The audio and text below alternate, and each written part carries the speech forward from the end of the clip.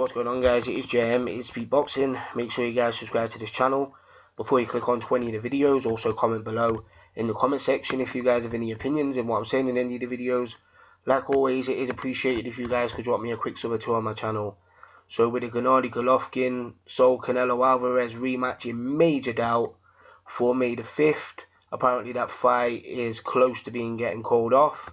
That is going to be cancelled any day now, but Golovkin says that he will still be fighting on May the 5th. His promoter says that he'll be fighting on May the 5th. And 4 possible names have thrown their hat into the ring. These are the 4 names I've seen floating around. And the first name is Gary Spike O'Sullivan. Obviously, people in the UK will know who O'Sullivan is because he is quite a character, even though he does fight a lot in the United States. But he's been in the ring with the likes of Billy Joe Saunders, who is the WBO middleweight champion, went the distance with him. He's been in the ring with Chris Eubank Jr. and he quit on his stool after 7 rounds in an absolute slugfest. But Gary O'Sullivan, you know what I mean, he comes forward, he's a slugger, he hits hard. And, you know what I mean, him and Gennady Golovkin could end up being a tear-up, but I'd expect Gennady Golovkin to beat Gary O'Sullivan in that fight, but I'd expect Gary O'Sullivan to go down swinging, you know what I mean. The second name is Julio Cesar Chavez Jr., even though he is a bigger man than Gennady Golovkin naturally. I just see him being a walking punching bag for Gennady Golovkin, because in terms of technical ability, Chavez Jr. is worse than Gary Spike O'Sullivan. Like, the guy is slow as fuck. He does nothing when he comes forward nowadays. Chavez Jr., he don't really let his hands go. We saw that in the Canelo Alvarez fight. He kind of froze. And in a situation against Gennady Golovkin, it could be similar. So he could end up being a walking punch bag and end up getting massacred in the fight against Gennady Golovkin. And the third name is Gilberto Ramirez. He is the WBO super middleweight champion, and this is where it gets interesting because Ramirez is bigger than Gennady Golovkin. He's what, 6'2"? He's got a longer reach than Gennady Golovkin. He weighs more than Gennady Golovkin, and he's undefeated. He's a decent boxer. Gilberto Ramirez, like, he's not a typical Mexican fighter. Gilberto Ramirez, he can fight tall. Like, he's not one of these Mexican fighters who's just going to come forward and throw his arms at you. He's just one of these guys who can box you, but he can have a fight with you as well, Gilberto Ramirez. But he likes to dominate guys from distance and stuff like that, control guys. And I think him and Gennady Golovkin could be an interesting fight, like I said, because of the size difference. And how would that fight work? Because obviously Gilberto Ramirez is the WBO super middleweight champion and Gennady Golovkin is the unified middleweight champion. So what are they doing? Would they have a catch weight? Would any title be on the line? Like, what would happen if that fight got made? So even though I see that fight, if there's options at middleweight, I don't really see Gennady Golovkin taking a fight against Gilberto Ramirez unless he wants to challenge himself, unless he wants to go up to 168 pounds and try and become a 2-weight world champion. Because at the end of the day, Gennady Golovkin, he could add to his legacy doing that. He could go in there with Gilberto Ramirez, and if he beat him, he could become super middleweight champion and then drop back down and defend his middleweight titles. And then he can say, look, I won a world title in another weight class. And then the fourth guy is Sergey Deryachenko. Obviously, people might not be too familiar with that name, only hardcore fans, but Deryachenko is a highly rated contender in the middleweight division. He's highly ranked with the governing bodies. In every governing body, Sergey Deryachenko is high ranked.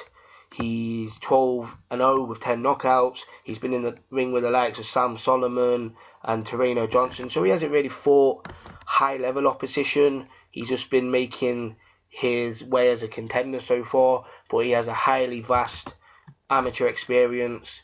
He's got a very good style, an eye-catching style, Deryachenko, and him and Gennady Golovkin could be an interesting fight, but it could be too early for the Russian middleweight, even though, like I said, he is highly experienced, but he's only had 12 professional fights, and then stepping in with the likes of Gennady Golovkin, that's a big step from the fighters he's already been facing. So yeah, they're the 4 possible names.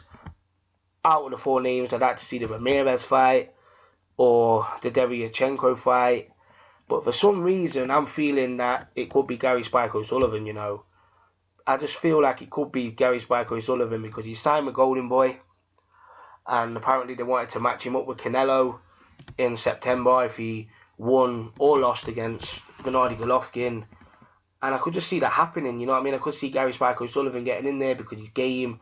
He's got a good style for TV, you know what I mean? He's not going to come and be negative or anything like that. He's going to come forward and he's going to try against Gennady Golovkin. He might end up on his horse or sport out or end up taking a bad beating, but you know that Gary Spike O'Sullivan is not going to be boring against Gennady Golovkin. But the only problem with that fight is I don't think that's a competitive fight at all. Like Gary Spike O'Sullivan, he can come forward and slug, but that's his ceiling at the end of the day. He's in there with one of the best fighters in the world in Gennady Golovkin, and even though Gennady Golovkin has a come forward aggressive style himself, he is a better fighter than Gary Spike O'Sullivan. He's got better footwork, he's got better balance, he throws shots better than Gary Spike O'Sullivan, you know what I mean? He's just a better fighter all round. So that's a fight you could possibly end up seeing.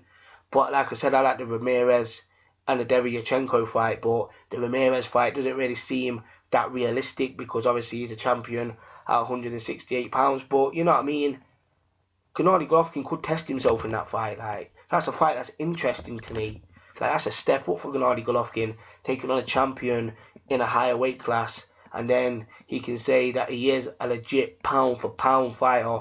Like, yeah, he is a pound for pound fighter so far, but he's only dominated the one weight class, whereas the likes of Terence Crawford and Manny Pacquiao and people like that over the years have gone through these weight classes.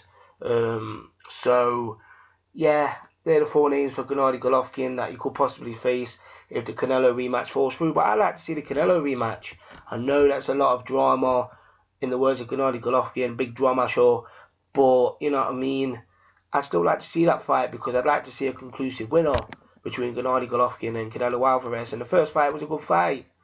Like, it wasn't the all-time classic that we all thought it'd be, but it was a very good fight. Like, both guys went in there and had it out with each other. Like, it was a good fight to watch. So I'd like to see that fight, but it looks like it's in major doubt and it's down to Canelo Alvarez and his mistake. So it's just boxing at the end of the day. Stuff happens. So yeah, comment below in the comment section, who would you like to see Gennady Golovkin fight on May the 5th if the Canelo Alvarez rematch doesn't happen? Comment below. It's JM at Speedboxing.